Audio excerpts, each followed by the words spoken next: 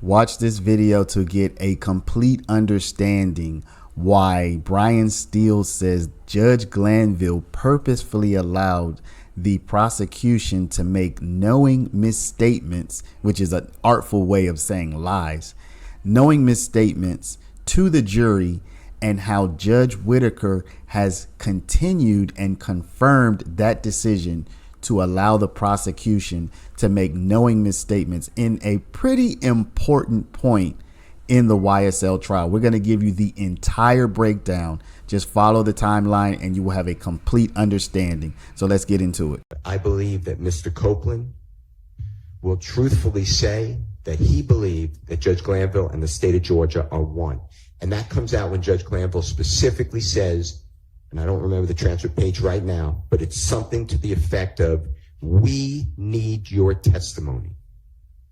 There's no we. Nobody needs anybody's testimony. If he didn't want to testify, I've had witnesses tell me, I'm not testifying. We subpoena them and come to court. They're held in contempt.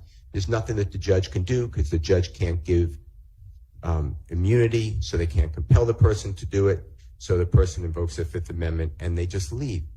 That is unfortunate, but that's the reality. There is no we. So with all that being said, I'm making an attorney proffer that if you prevent me from doing that, and Judge Glanville prevented me already, I'm just telling you, he prevented me from cross-examining Agent Racy. He's an FBI agent on misstatements made by the prosecution, knowing misstatements, knowing the prosecution, it was Miss Hilton, knew that a gentleman who's the same last name as a court reporter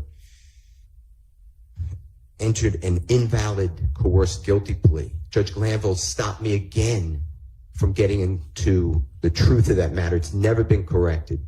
The point I'm trying to make to you is that all came out in front of the jury.